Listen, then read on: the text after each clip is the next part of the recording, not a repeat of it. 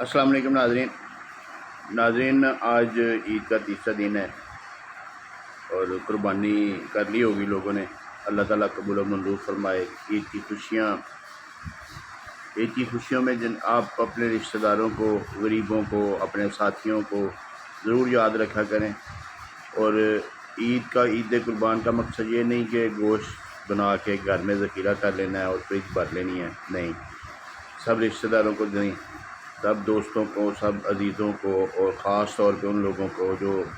گوشت خرید کر کھانے کے قابل نہیں ہوتے، تو ان کو لازمی دیا کریں۔ اللہ تعالیٰ آپ کی قربانی قبول و منظور فرمائے۔ آج کا ہمارا ٹاپک جو ہے نا وہ تھوڑا سا ڈیفرنٹ ہے۔ ایئرپورٹ کے اوپر جو ایف آئی اے نے جو بدتمیزی اور لا قانونیت کا جو ایک بنا رکھا ہے نا، جال بچھا رکھا ہے، کوئی بھی بچہ اتنے پیسے لگا کے باہر سے ویزا آفر منگوا کے یا لیٹر منگوا کے، جاب آفر منگوا کے، اس کے بعد اپنی بہنوں کا، اپنی والدہ کا زیور بیچ کے ٹکٹیں لے کے تو جانے کی کوشش کرتا ہے، تو ایئرپورٹ پہ جو طوفان بدتمیزی ہے، جو ایف آئی اے حکام ہے، وہ اس کو روک لیتے ہیں اور اس کو آف لوڈ کر دیتے ہیں۔ تو یہ ایک بڑا خطرناک جو ہے نا وہ کھیل کھیلا جا رہا ہے پاکستانیوں کے خلاف۔ اس کے لیے وہ امیگریشن آرڈیننس جو 1979 ہے اس کا سہارا لیتے ہیں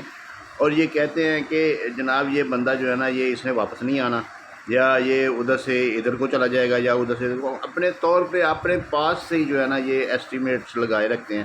یا اس کے پاس پیسے نہیں ہیں، یا اس کے سورسز نہیں ہیں۔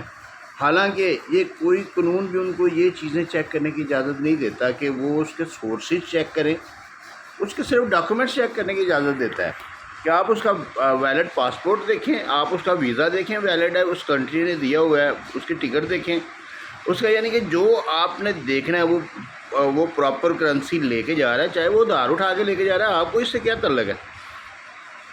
تو اس سلسلے میں جو ہے نا یہ ایک شخص تھا، عباس نامی شخص تھا، کوئی سیالکوٹ سے، انہوں نے جو ہے نا وہ جانا تھا نائجیریا اپنے بھائی کے پاس، وہ اس کے بھائی کے ادھر ہوٹل وغیرہ ہیں، اور وہ بنوئی ہے شاید یا بھائی ہے، اس کے ہوٹل وغیرہ ہیں، تو اس کے پاس جانا تھا۔ تو وہ یہ جنوری کا واقعہ ہے شاید، تو انہوں نے جناب ویزا بھی لیا، سارے ڈاکومنٹس مکمل کیے، اور اس کے بعد وہ امیگریشن پاس ہو گیا، وہ ادھر سے ٹکٹ بھی لی، بورڈنگ پاس جاری ہو گیا، لیکن اس کے بعد پھر جو ہے نا ایف آئی اے نے اس کو آف لوڈ کر دیا بغیر کسی وجہ کے۔ تو یار انتہا ہے۔ اور بھی بڑے دوست ایسے ہیں جو یہ بتا رہے ہیں کہ اس طریقے سے ایف آئی اے والے کرتے ہیں۔ تو میں نے آپ کو بتایا تھا کہ جو جسٹس رحیل کامران چیمہ، میں اپنی مختلف جو ہے نا وہ ویڈیوز میں ان کا ذکر کرتا ہوں، تو وہ انتہائی کمپیٹنٹ جج ہیں اور بڑے ہی اچھے فیصلے دیتے ہیں۔ ان کی رپورٹڈ ججمنٹس ہیں اور بڑے ہی یعنی کہ وہ ٹو دی پوائنٹ قانون کے مطابق جو ہے نا وہ فیصلہ دے رہے ہیں۔ تو ان کے پاس ایک ریٹ لگ گئی اس عباس نامی شخص کی، اس میں انہوں نے ایف آئی اے والوں کو ڈانٹا بھی ہے اور ان کی جو ہے نا اچھی خاصی جو ہے نا چھتر پریڈ کی ہے۔ اگر یہ سمجھیں، یہ جو آفیسرز ہیں ایف آئی اے کے، یہ سمجھیں تو ان کو تھوڑی سی شرم ہونی چاہیے، تھوڑی سی عقل آ جانی چاہیے اب، کہ غریب عوام کے ساتھ ظلم کر رہے ہیں، اپنے سکوپ کے اندر، اپنے سٹینڈرڈ کے اندر، اپنی اختیارات کے اندر رہتے ہوئے جو ہے نا وہ کام کریں۔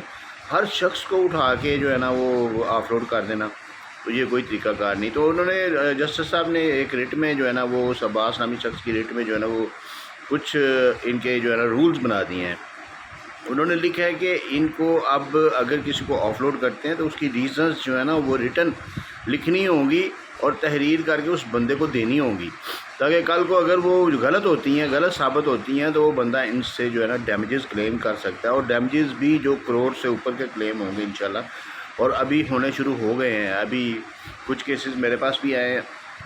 تو ہم نے ڈیمیجز سوٹ فائل کرنے شروع کر دی ہیں۔ تو اس لیے اب آپ نے امیگریشن والوں کے سامنے جو ہے نا ایف آئی اے والوں کے سامنے گھبرانا بالکل نہیں ہے،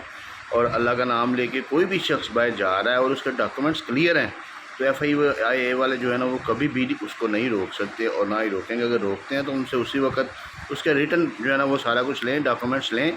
اور ریٹن لے کے جو ہے نا وہ اپنے کسی وکیل کے پاس جائیں اور اس کے بعد آگے پروسیس کروائیں۔ بہت شکریہ۔